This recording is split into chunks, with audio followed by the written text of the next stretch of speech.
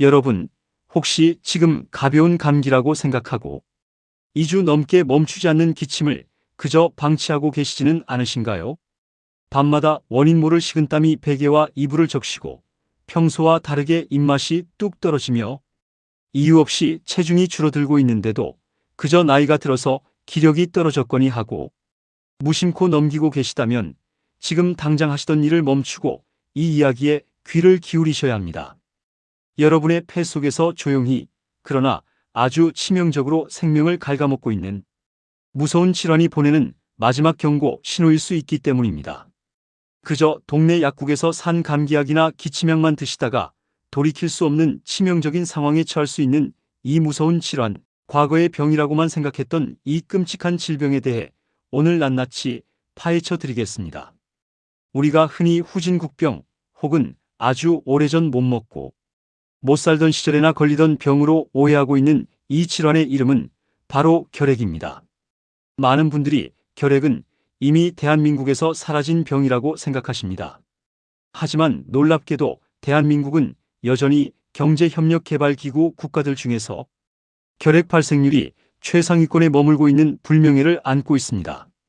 우리 주변에는 아직도 수많은 결핵 환자들이 숨을 쉬며 살아가고 있고 그 균은 공기를 타고 우리의 호흡기를 호시탐탐 노리고 있습니다. 특히 면역력이 서서히 떨어지기 시작하는 중장년층과 노년층 여러분에게 결핵은 그 어떤 전염병보다도 무섭고 집요하게 파고드는 침묵의 살인자입니다. 매년 3월 24일이 세계 결핵의 날로 지정되어 전 세계가 경각심을 가지고 있는 것도 바로 이 결핵이 가진 무서운 파괴력과 전염성 때문입니다. 결핵은 결핵균이라는 아주 지독하고 끈질긴 세균에 의해 발생하는 대표적인 공기매개 감염병입니다. 코로나 바이러스나 독감처럼 환자의 침방울을 통해 감염되는 것을 넘어 결핵 환자가 기침이나 재채기를 할 때 밖으로 배출된 결핵균이 아주 미세한 입자 형태로 공기 중에 둥둥 떠다니다가 같은 공간에 있는 주변 사람의 호흡기를 통해 폐 속으로 깊숙이 빨려 들어가면서 감염이 시작됩니다. 즉, 결핵 환자와 밥을 같이 먹거나 수건을 같이 쓰는 것보다 그저 밀폐된 같은 공간에서 숨을 쉬는 것만으로도 감염될 수 있다는 뜻입니다. 그렇다면 이 결핵이 내 몸에 들어왔을 때 어떤 증상으로 우리에게 위험을 알릴까요? 가장 흔하고 대표적인 증상은 바로 기침입니다. 하지만 이 기침이라는 증상 자체가 일반적인 감기나 독감 혹은 천식이나 기관지염 같은 다른 호흡기 질환과 너무나도 비슷해서 초기에 결핵을 의심하기란 결코 쉽지 않습니다.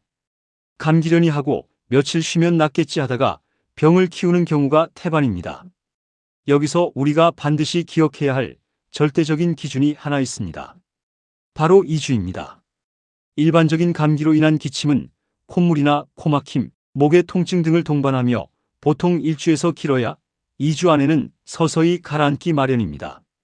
하지만 2주가 훌쩍 넘도록 기침이 멈추지 않고 계속된다면, 그리고 기침을 할 때마다 가슴이 뻐근하게 아프거나 끈적한 가래가 끓어오른다면 더 이상 감기가 아닐 확률이 매우 높습니다. 여기에 더해 결핵만이 가지는 아주 특징적인 동반 증상들이 있습니다. 첫 번째는 바로 식은땀입니다. 낮에는 괜찮다가도 유독 밤에 잠을 잘 때 식은땀이 비 오듯 쏟아져서 잠옷이나 베갯니들 흠뻑 적실 정도라면 폐 속에서 결핵균과 우리 몸의 면역세포가 치열한 전투를 벌이고 있다는 증거입니다. 두 번째는 체중 감소와 식욕 부진입니다. 평소와 똑같이 생활하는데도 입맛이 모래알을 씹는 것처럼 뚝 떨어지고 다이어트를 하는 것도 아닌데 한 달 사이에 체중이 눈에 띄게 줄어든다면 이는 우리 몸이 질병과 싸우느라 엄청난 에너지를 소모하고 있다는 심각한 적신호입니다. 세 번째는 미열과 오한입니다. 고열이 펄펄 끓는 감기와는 다르게 결핵은 오후가 되면 몸이 으슬으슬 떨리면서 미열이 올랐다가 밤이 되면 땀이 나면서 열이 떨어지는 증상이 반복됩니다. 이러한 증상들이 나타날 때 가장 위험한 분들은 누구일까요? 바로 당뇨병, 콩팥병, 그리고 암과 같은 만성질환을 기저질환으로 앓고 계신 분들입니다.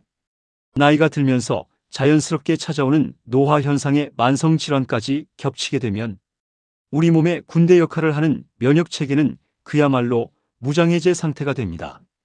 서울성 모병원 호흡기내과 민진수 교수 연구팀이 발표한 결핵 코호트 연구 결과에 따르면 그 현실은 우리가 생각하는 것 이상으로 훨씬 더 가혹합니다.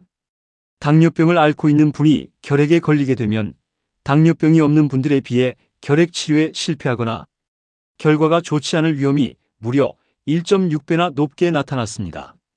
만약 당뇨병이 오래되어 신장이나 눈, 신경계 등의 합병증까지 동반된 상태라면 그 위험성은 1.8배까지 치솟습니다. 당뇨병은 혈액 속에 포도당이 비정상적으로 많은 상태인데 이 끈적끈적한 혈액은 면역세포들이 결핵균을 잡아먹으러 이동하는 것을 방해하고 백혈구의 기능 자체를 뚝 떨어뜨립니다. 그 결과 결핵균은 당뇨 환자의 폐 속에서 훨씬 더 빠르고 강력하게 증식하게 되는 것입니다. 암 환자분들의 상황은 더욱 각별한 주의가 필요합니다. 암 환자 역시 결핵균이 가장 좋아하는 고위험군 중 하나입니다. 암세포 자체도 우리 몸의 면역력을 바닥으로 끌어내리지만 항암 치료나 방사선 치료를 받는 과정에서 우리 몸의 정상적인 면역 세포들까지 엄청난 타격을 받기 때문입니다. 항암 치료 중에 위장 장애가 심해져서 식사를 제대로 하시지 못해 영양 상태가 불균형해지면 이는 곧바로 결핵균이 침투하기 가장 좋은 최적의 환경을 만들어주는 셈이 됩니다. 게다가 정말 무서운 사실은 결핵과 암을 동시에 앓고 있을 때 발생하는 진단의 어려움입니다. 폐 같은 부위에 결핵과 폐암이 동시에 자리를 잡고 있는 경우 엑스레이나 CT 검사에서 결핵의 흔적만 발견하고 안심하여 폐암을 놓치거나 반대로 암세포만 신경 쓰다가 결핵이 온몸으로 퍼지는 것을 막지 못하는 끔찍한 상황이 발생할 수 있습니다. 그렇다면 이렇게 무서운 결핵을 어떻게 찾아내고 어떻게 이겨내야 할까요? 정답은 빠르고 정확한 검사와 독한 마음을 먹고 견뎌내야 하는 꾸준한 치료에 있습니다. 앞서 말씀드린 2주 이상의 기침, 야간의 식은땀, 체중 감소 등의 증상이 조금이라도 나타난다면 그 즉시 가까운 호흡기내과나 보건소를 방문하셔야 합니다. 가슴 엑스레이 촬영과 가래를 뱉어서 그 안에 결핵균이 있는지를 배양하고 확인하는 객담 검사를 통해 결핵을 찾아낼 수 있습니다. 다행히도 우리나라는 국가건강검진 시스템이 매우 잘 되어 있어서 건강검진 엑스레이에서 폐결핵이 의심되는 징후가 보이면 추가적인 확진 검사를 무료로 받으실 수 있습니다.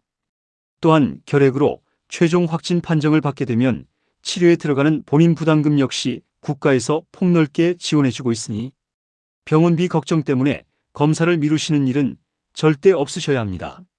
결핵 치료의 핵심은 바로 약 복용입니다.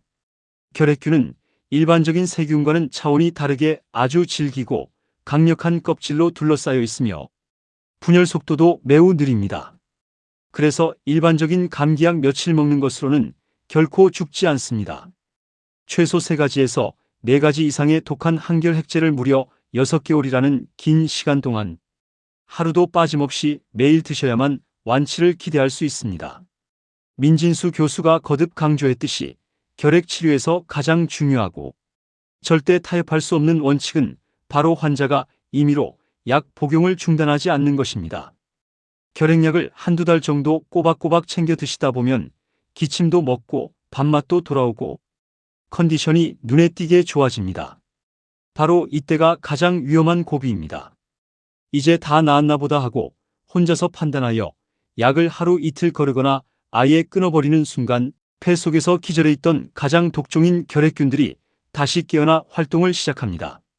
이렇게 살아남은 결핵균들은 기존의 결핵약에 엄청난 내성을 가지게 되어 이른바 다제내성 결핵으로 진화하게 됩니다.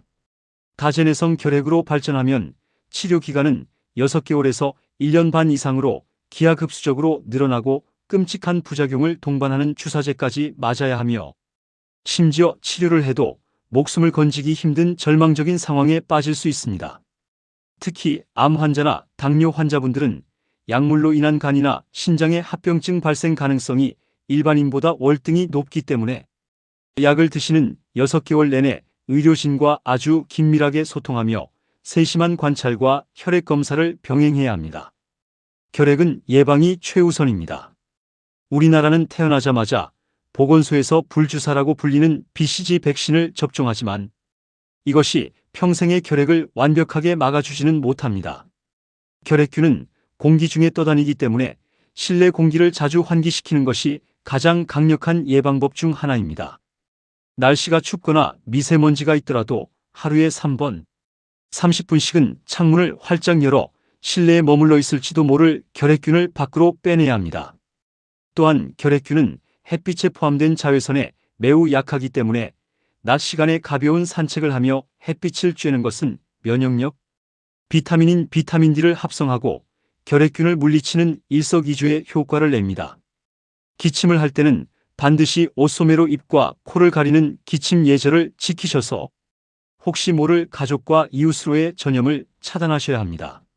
무엇보다 식사를 거르지 마시고 양질의 단백질과 신선한 채소를 골고루 섭취하여 우리 몸의 방어벽인 면역력을 튼튼하게 유지하는 것이 결핵이라는 불청객을 막아내는 가장 훌륭하고 확실한 방패가 될 것입니다. 건강은 절대 거저 주어지는 것이 아닙니다. 내 몸이 보내는 아주 작은 신호 하나라도 예민하게 받아들이고 즉각적으로 대처할 때 비로소 우리는 길고 행복한 노후를 온전히 누릴 수 있습니다. 오늘 제가 전해드린 2주 이상의 기침이 보내는 경고를 꼭 마음 깊이 새기시고 사랑하는 가족들의 건강도 함께 챙겨보시기를 간절히 바랍니다. 여러분의 건강한 내일을 위해 이 유익한 정보가 큰 도움이 되셨기를 바라며 더 좋은 건강 정보로 찾아뵙겠습니다. 오늘 영상이 도움되셨다면 행복천사 채널 구독과 좋아요 꼭 눌러주시는 것 잊지 마시고요. 여러분의 따뜻한 클릭 한 번이 질 좋은 건강 정보를 만드는 데 아주 큰 힘이 됩니다. 늘 건강하시고 행복한 하루 보내시길 바랍니다.